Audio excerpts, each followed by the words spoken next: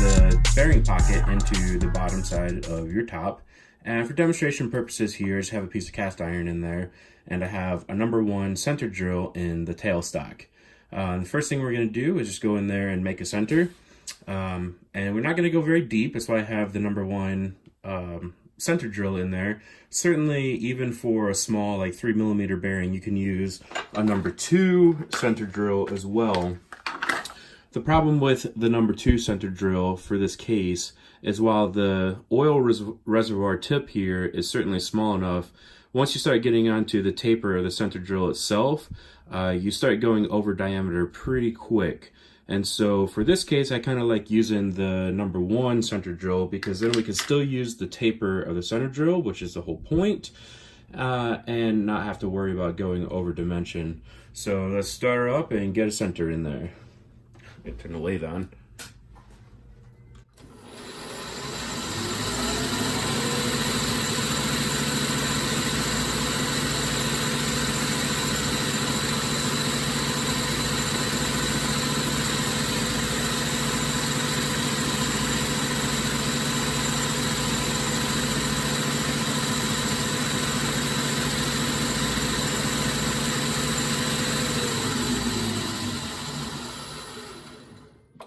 Alright, so now we have a nice center with the chamfer in there as well. So the next step is we'll load up our number 33 carbide straight flute drill bit and get the primary bore in there. Now we're ready to bore the actual bearing pocket, and actually I should say we're ready to drill the bearing pocket, and we'll go through and clean it up with a boring bar. Now I prefer to use these number 33 straight flute carbide drill bits. And the reason is because a straight flute drill bit tends to stay on path without wandering. So we get a little bit more accurate of a hole. And on top of that, the carbide is significantly more rigid than any kind of a high-speed steel drill bit. So it's going to end up drilling straighter. So what we're going to do here is put the drill bit into our drill chuck in the tailstock. And we'll advance our drill bit carefully up till it just touches the work. I say carefully because carbide can be a little bit brittle. If you slam that thing into the work, you might chip the end of the drill bit there. So you go just carefully touch off on the work, right about there. And the next step is we're going to find a nice heavy-duty turning tool that has a nice flat face right here on the back side of the tool. That would be the right-hand side of the tool. Go ahead and put that in our our tool post. Now we'll advance the tool up until it's in line with the chuck, and we'll bring it back against the face of the chuck right there, just so it touches, and lock the carriage. Now you can't see it just because of the angle of the camera, but the back side of this tool is actually in contact with the face of the chuck, and that's really important because we're going to use the tool as our depth gauge for how far we drill in. So what we'll do is go ahead and bring up a dashboard gauge here, down here on the ways, and we'll zero it out. All right, so right down here we have our dashboard set up. We're gonna unlock our carriage and move in 65 thousandths of an inch. Now I'm giving you measurements for a 3mm bearing, which is the size that I prefer to use. So I've found that 65 thousandths of an inch is a nice depth. So we're moving over to 65 thousandths, we'll lock our carriage again.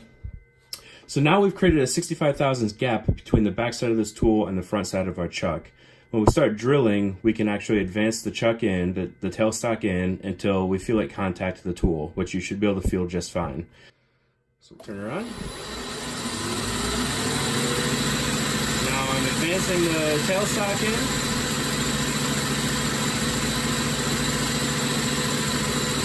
Right there, I can feel it contact the backside of the tool, no problem.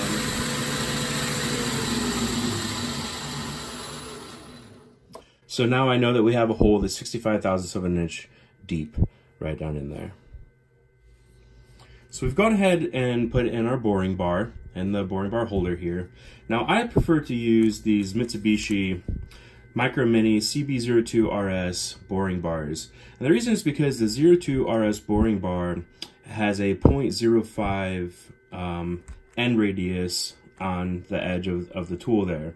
And that's really important. Now 0.05 millimeter correlates to almost 2 thousandths of an inch. It's 1/9 thousandths of an inch, 1/96 actually. So let's just call it 2/1000ths of an inch end radius on there. And why is that important? Well, that's important because generally speaking, the tool is only really fully capable of making a cut that's two-thirds smaller than the radius on the end of the tool. So 2/3 of 1.9 thousandths is actually 1.3 thou. So that means we're going to be able to take out 1.3 thou as our smallest cut officially. Now, of course, we're going to make a slightly smaller cut than that. We're going to look for 1/2 thou cuts. And I think we'll be able to do just fine. But the main point here is we want to stack the deck in our favor. If we use a tool that has a very, very large end radius, nose radius, I believe it's called, then what's going to happen is the tool is not going to make the cut. It's actually just going to end up pushing the work and scrubbing it and not cutting. And you'll keep advancing in until finally it'll catch and you'll end up taking way more than you want. So use the smallest nose radius you can when making these tiny bores like this. And as far as I know, that's the smallest I have found is a 1/2 a millimeter, actually 0.05 millimeter nose radius on there. Okay, so we want to touch off on the work in order to get our position in space. And so what we're going to do here is two things. We're going to remove all of the backlash in our compound, which is still set to the 5.5 degrees. Now it's set to that 5.5 degrees so we can use that ×10 magnification trick. So in order to do that though, we can't have any backlash in that compound. So let's go ahead and advance the compound in. Okay, and then we're going to advance it out, bringing it to that 0 mark on the dial. And that means that all of the backlash has been taken out in the backwards direction, which is the direction we're going to move in order to open up the bore. So I know it's off camera, but I'm just bringing it over here to 0, and it's on 0. So now the backlash is removed out of our compound. Next up, let's go ahead and find out where we are in space on the tool down here. So we're going to bring the carriage up against the work so that the boring bar is just touching the work, being super, super careful not to crash that in there. Just want to lightly kiss it. That carbide is going to be pretty fragile on that nose radius, so you don't want to slam it in there. We're just kissing the work right there, so we'll go ahead and lock the carriage. And we have a dashboard down here. I'm going to make sure that it's square to the ways, and I'll go ahead and zero it out. And there's probably a bit of a parallax on there because of the camera angle, but it's on 0 for me. And so now I know that the very nose of that boring bar is right on the face of the work. So I'll unlock the carriage, take the carriage this way so we're not scrubbing the end of that boring bar. And now we'll bring the cross side back towards us to get that boring bar to fall into the hole that we've already established. So I'm going to do that. Okay, so now it's falling into the hole and it's not rubbing anywhere. I can see that it's going into the hole, and you can see that we're going into the hole 30/1000ths of an inch and we're not rubbing anything. So the next up is we're going to go ahead and touch off that boring bar on the bore that we've made. So now we only have 1/1000th of an inch per side to take off there because we're currently at 115 thousandths and we're going to 117 thousandths. So we want to be super, super careful with how we touch off this work. And to do that, we're going to use a ×10 magnification from the compound. So we'll go ahead and advance the work into the bore a little bit. So now I'm going to go about 20 thousandths into the bore. Actually, that's a little bit hard to see, so I'm going to go more like 10 thousandths into the bore. And I'm going to bring the cross slide back, or the compound back out, which is actually bringing the tool this direction towards us. And we're going to look for it to just barely start scrubbing that bore.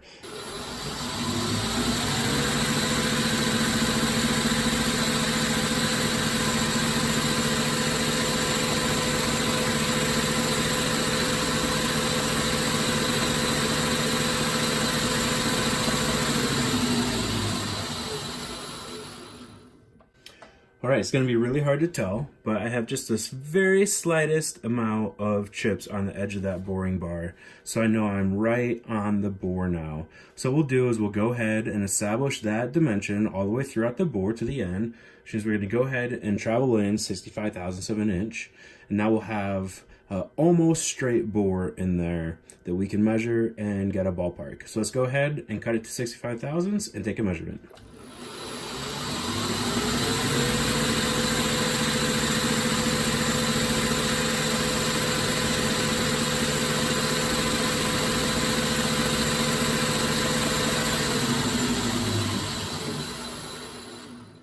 All right, now remember that 150 thou pin gauge wouldn't fit in there, so let's see what we have now.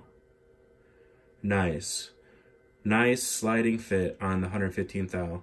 So that's really good. We'll go ahead and call that 115, which means we have 2 thousandths more to come out, which is 1 thousandths per side.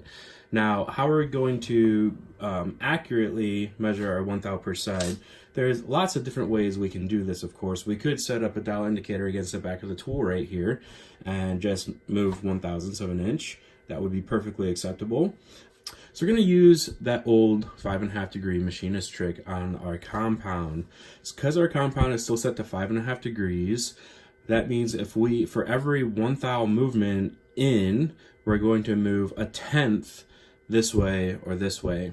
So our compound dial is set to 0 right now, and we want to take 1 thou per side off. That means we can move 10 thousandths of an inch on the compound dial to accurately get our 1 thou movement there.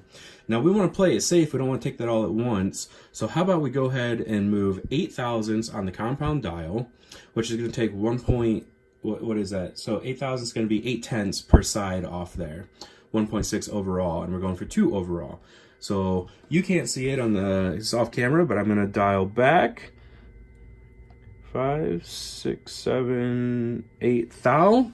So now we've moved 8/10 for our cut. Let's go ahead and take that cut to 65 thousandths deep.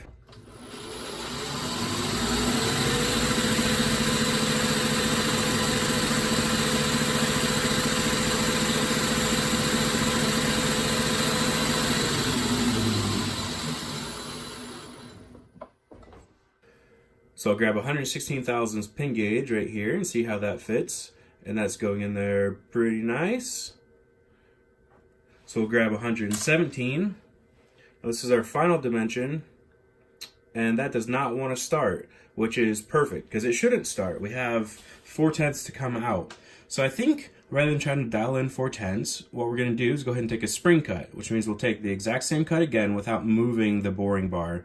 And let's see where we end up there.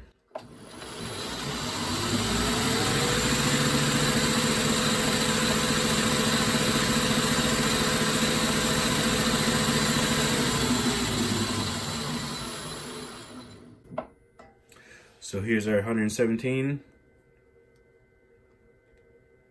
And no, it still doesn't want to go ahead and go in there. All right, so that means we need to take 2/10 per side out. We'll go ahead and dial that in on our compound.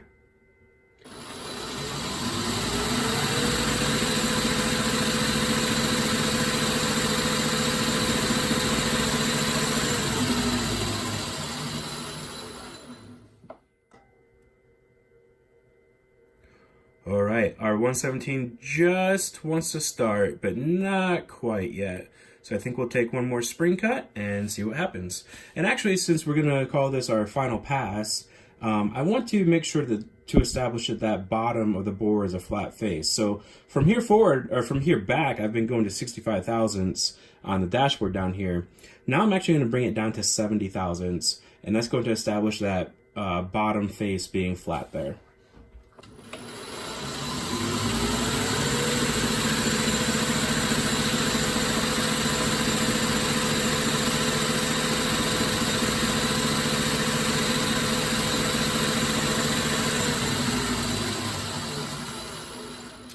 And we take our measurement. Nailed it. There we go. So that's how we establish a perfect bore, right on size, using the 5.5 degree compound trick. Well, I think this demonstration wouldn't be quite complete without showing the actual bearing set itself. What I like to do is use this 1/4 inch drafting tape, and I'll just stick the bearing right on there. And that way I have no concern about dropping that bearing in, losing it, and wasting money and having to go use another one. So I just stick that bearing right on there. And then what I'll do is I'll put that bearing as a start in the hole, like such. There we go. You have to deal with the camera being focused like that. I just use the tool post itself, and I come in here and touch off and just like that. That bearing is in place. Take the tape off, and we have a nice bearing seat.